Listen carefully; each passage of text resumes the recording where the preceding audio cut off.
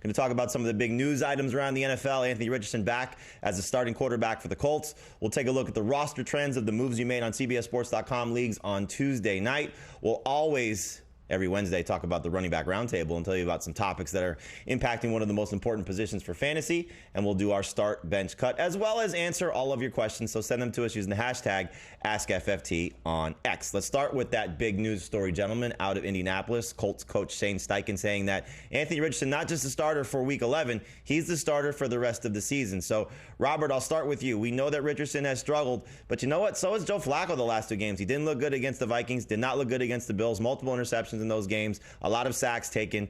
Does Richardson give them the best chance to win? And what do you think about his fantasy outlook for this week and moving forward? I don't know if Richardson gives the Colts the best chance to win, but he does give them some playmaking ability as it pertains to being able to utilize his feet and get outside the pocket and do some things of that nature. And so, you know, from a fantasy standpoint, he's your typical, I guess, boom or bust guy where, you know, he can, you know, come out and have a really great game and, you know, get you 15 to 20 points or can completely bust and get you under 10. But, you know, they're going to be looking for some consistency and some development. That's why they made this move back to him. But from a fantasy standpoint, I wouldn't be rushing to put him in my starting lineup.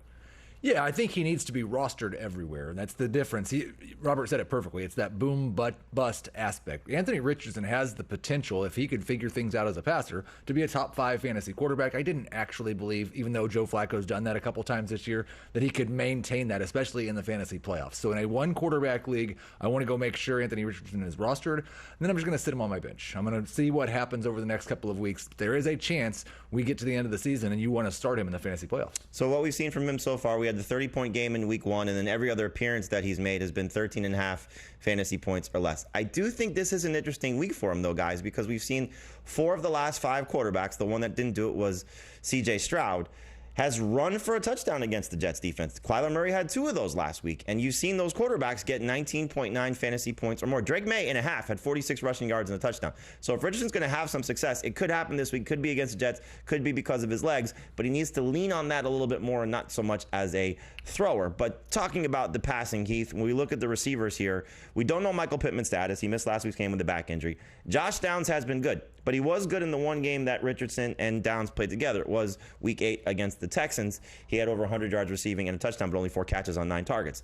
Are we trusting Downs? What do we think about Pittman when he plays? And if Pittman does not play, what do we think about Pierce and Mitchell? Yeah, I did downgrade Downs, especially in full PPR. It's a funny thing because Anthony Richardson's actually averaged more yards per pass attempt than Joe Flacco has because he's made those big plays. The completion percentage, though, has been absolutely awful. That really matters for a guy like Downs who needs 6, 7, 8 catches to have a great day. He was a borderline number 1 wide receiver for me with Joe Flacco. He's a borderline number 2, high-end number 3 wide receiver for me now. We're not expecting Pittman right now. Even if Pittman was active, I wouldn't want to start him right now. I need to see him moving on the field like he's healthy. Alec Pierce doesn't really move for me. He stays right around wide receiver 40, has the potential to score you 12 fantasy points in one play. He's done that with both Richardson and Flacco. I don't really want to start any other Colts wide receivers besides Downs, though. Yeah, I have to agree with Heath on this one. I mean, Downs is a safe pick as it pertains to the Colts wide receivers, but, you know, I don't know if I can trust any of these guys with Anthony Richardson starting at quarterback. I think the Colts are going to move towards a lot of RPO, run pass option type runs, or even read zones where they're either going to hand the ball off to Jonathan Taylor. He's going to take that thing himself, and the passing game is going to be a lot of dink and dunk. But perhaps you'll get some big plays potentially. Those can be there, and I like Alex Pierce for those type of big plays, and obviously Josh Downs for yards after the catch. But Heath mentioned it, man, the consistency as far as, you know, the targets and the catches, I don't think that's going to be there with Anthony Richardson. Heath, I think we should start signing our own jerseys. You know, like you sign one for me, right. I sign one for you, put it behind us, you know, so we have like a cool background like Robert does, you know, just with a fantasy analyst though, not with like football players, you know, because we can't match the cool factor that Robert has there with his home setup. All right, let's talk about another topic that we're looking at here, and that's the Bears making a offensive coordinator change. They fire Shane Waldron. They promote passing downs coordinator Thomas Brown. So, Robert, I'll start with you here. Have you ever been in a situation in your career where the coordinator was fired midseason, and how did that go for you, if in fact it did happen, or just if anybody, you know, of your friends in the league that you heard had this happen to them? It's never happened to me during my professional career. It did happen in college, but this needed to happen for the Chicago Bears. Quite frankly, I haven't I guess, talked highly of Shane Waldron since he got hired to the Bears. The fact that he was hired so quickly was mind-boggling to me. I think this is going to be beneficial for Caleb Williams and his offense moving forward. But from an experience standpoint, as a pro, I've never experienced that in my career in the NFL. All right, so we'll see how it impacts Caleb Williams. Heath, from a fantasy perspective, just big picture for Chicago, I think we all like the move. But in terms of what it does for moving the fantasy needle here, does it make Caleb Williams more attractive to you as a fantasy option? You want to wait and see? You know, I mean, he's been bad, under 10 fantasy points 3 games in a row. DJ Moore's been struggling, Keenan Allen's struggling, Rome Odunze's been struggling. Really, everything aside from DeAndre Swift has been just a disaster. Yeah, and I think it really comes down to, is this going to help them block anybody? Is this going to help Caleb Williams get the ball out on time? Because they're not doing either one of those things, and maybe it will, but it's just we like this move because it gives us some hope. I had no hope for this passing game basically after what we've seen the last few weeks. Now there's a little bit of hope, but it's not. I don't want to start them. Yeah, I mean, look, it's not a bad matchup against Green Bay, but it's just one of those situations where you got to see it first. And he had a great game against Carolina, a great game against Jacksonville. Those are easy teams for any quarterback to have success against. And then the offensive line really is just falling apart. So for me, I think probably the consensus is DeAndre Swift start. Everybody else you kind of want to sit for Chicago. All right, Trevor Lawrence is not going to play in Week 11. They have their bye in Week 12.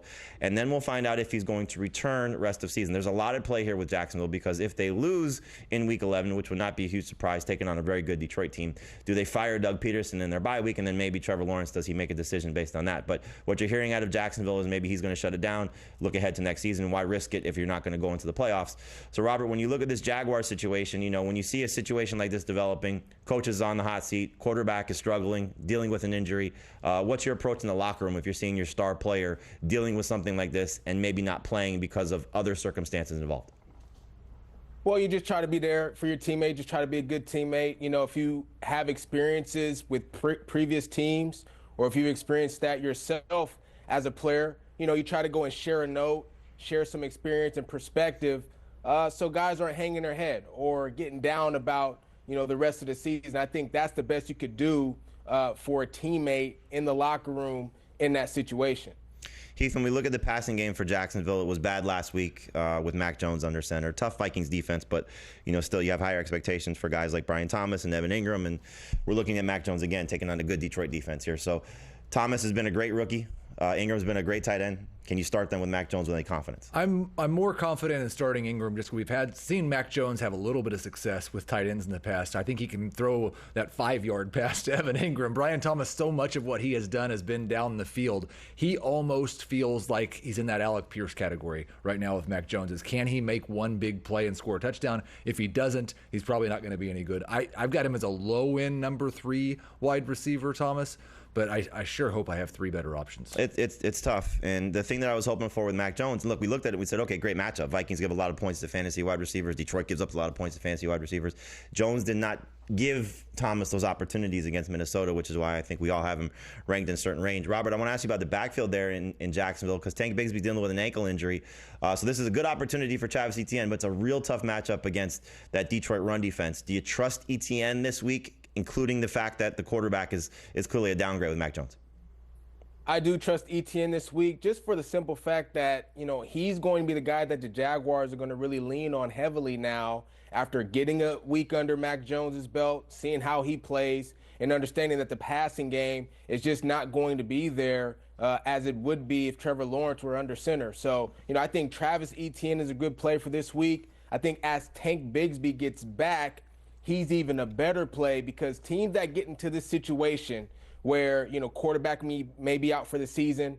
I went through that with Andrew Luck during my time with the Colts. This is when the young guys sort of get their opportunities so teams can see what they have for the future. So as Tank Bigsby gets healthy, I think he becomes more of a play. But for right now, I do trust Travis Etienne. All right, so hopefully Etienne does get the job done, specifically in the passing game, so Mac Jones will lean on him, maybe like he did once upon a time with Ramondre Stevenson in New England. Dallas is not going to have their starting quarterback. Dak Prescott has decided to have season-ending surgery, has been told he needs season-ending surgery on his hamstring injury there. Heath, when you look at the Cowboys situation here, it was bad with Cooper Rush, but it was against a really good Eagles defense here. Houston's defense is good, just not at the same level of what Philadelphia has shown us, at least for the last month. How do you approach really CeeDee Lamb, Jake Ferguson, maybe Jalen Tolbert, Rico Dowdle, just the Cowboys skill players that we've been leaning on with the downgraded quarterback? And do you expect to maybe see Trey Lance a little bit more this week? I kind of hope that we don't. I hope we can see the Cooper Rush that we saw in 2022. That's what we need to see, because CeeDee Lamb was really pretty close, if it wasn't for the sun being in his eyes, having a 15-point fantasy day last week. We saw him average 16 fantasy points per game with Cooper Rush back in 2022. So I'm pretty much going right back to CeeDee Lamb as a must-start, a number 2 wide receiver, not a number 1, but a must-start wide receiver this week. I expect him to be close to a top 12 guy rest of season with Rush. Ferguson and Dowdle are really both kind of borderline starters that I hope I don't have to start. Robert, you feel the same way? Kind of just down on the Cowboys in general? And what's up with the sun? Like, can they not put the curtains down in Mercedes-Benz Stadium to help out there with the players on their own team? When it rains, it pours. Because the interesting thing about what happened is that's the first time it's happened. We've never had a complaint about the sun ever until this season. And it just happens to be the season that the Cowboys are just doing so bad. Dak is out for the season, etc. But I do agree with Heath. I would start CeeDee Lamb as a wide receiver number 2, and hopefully I don't have to depend on Ferguson or Rico Dowdle. The difference between Cooper Rush in 2022 and now is Cowboys had a run game that helped Cooper Rush be able to be progressive. They don't have that right now, and that's why I'm more down on the Cowboys and Cooper Rush this year than I would have been in years past. And the offensive line was certainly much better then as well. Offensive line has let Dak Prescott down and the Cowboys down also.